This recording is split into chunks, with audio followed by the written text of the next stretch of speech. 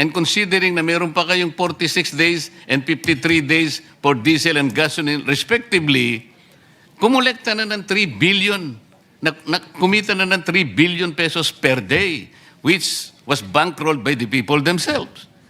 This is the irony. Ngayon, ano yung role ninyo in the period of emergency and national interest is involved already? Ba't ang pinag-uusapan pa natin replacement cost na kagad? Ito muna ang sagutin ninyo. Is it reasonable? Is this reasonable? In 2 weeks' time? Mr. Chair, again, it's a matter of perspective. When the law says that we may direct the operation, we have to be mindful of again, on price, we have to be mindful of allowing the oil company to be able to replace it on a weekly basis. Okay. Isara natin ang argumento. Did you check the oil companies? Kinuha nyo yung document? Kanino nila binili? Makikita nyo ba kung magkano binili? Did you check that? Have you done that? Not in that paano mo sasabihin ngayon? Katungkulan nyo ngayon, if you are screening, if you are monitoring, okay, sabihin na natin replacement cost. Ali kayo mga kaibigan. Pwede nyo bandalin yung inyong mga ICPO. Tingnan natin kung saan nyo binili. Binili natin kay ganito, ito po yung presyo. Ganito. At least chinek natin. Now I am asking you, nag-check, sabi nyo hindi. So ano yung monitoring? This is the frustration, Mr. Chair. Salamat po. Mr. Chair. Senator, Mr. Balbuena, you want to interject? Ba't ka aalis kung frustrated ka? Wala kang sagot na nakuha. Ha? Bakit ayaw? Kanina pang ilang oras na tayo dito, wala pa rin Mr. sagot. Chair. Go ahead. Opo, malinaw dun sa na inventaryo pa lang nila yung itinaas nila ayon dun sa pag-uusap po. Ibig sabihin, overprice yung 2 hanggang 3 linggo na ibinenta sa aming fuel. I-refund nila yung 100 to 120% na itinaas dito kung inventaryo pa yung ibinebenta. With the permission ni Senator Lawrence, since we're on this topic, kasali rin to sa mga list of questions. Also a slide, Alena, slide 108. And we've been looking at the behavior ng presyo ng MAPS at presyo natin sa domestic. At makikita natin sa gasolina, pag tumataas ang MAPS, kaagad taas ang gasolina. Walang lag. Pag tumaas, next slide, ang MAPS sa diesel, kaagad tataas ang presyo ng domestic sa diesel. Wala ring lag. And ito very technical to, but we ask our economists to look at it. Slide 110. Yung changes, talagang yung changes ng MAPS at changes ng local gasoline talagang mimics each other. Konti lang yung diferensya niya, but in terms of timing, halos parehong-pareho. Again, hindi ko linalahat, hindi inaabuso ng mga enterprises itong abnormal situation. Are you monitoring this situation?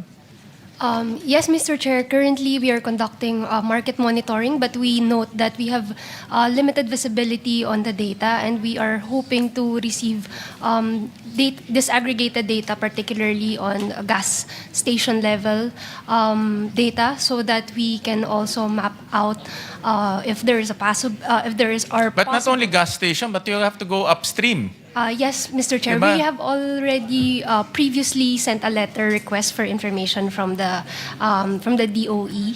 But we are hoping to coordinate also with the DOE, Mr. Chair. Ang receive problem our kasi, monitoring. Director Rinos, wala kayong visibility on the purchase price. Tama? Use the mic. Mr. Chair, if you look at the law, because this is the very big elephant in the room, our Section 14A says the DOE shall monitor, publish daily international crude oil prices. We're doing that now with MAPS.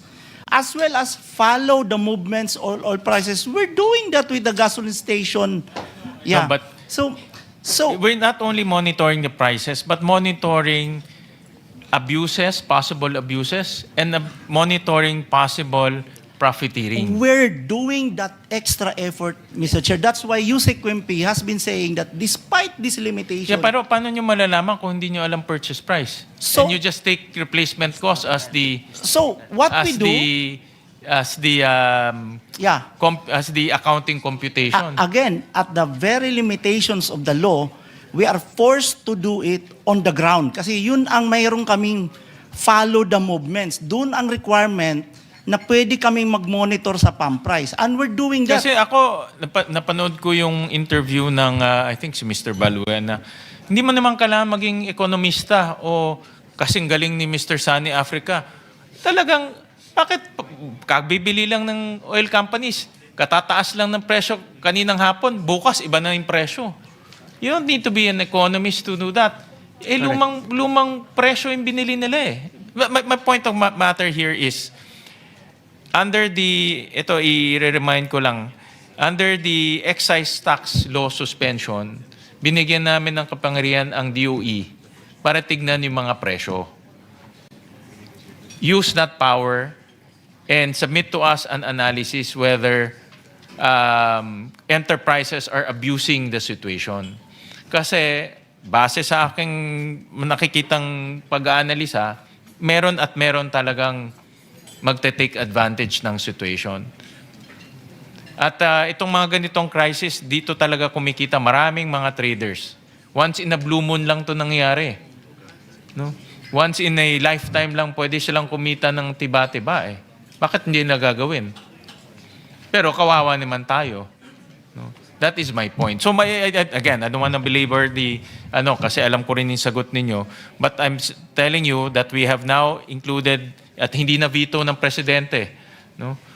The power to DOE to look at all the pricing mechanisms, all the pricing components of oil, at least during this time of crisis. Kasi kailangan natin masabi sa taong bayan with a straight face na walang pang-aabusong nangyayari. Yun naman gusto natin mangyari. No? So binibigyan na namin kayo ng kapangyarihan na gawin yan.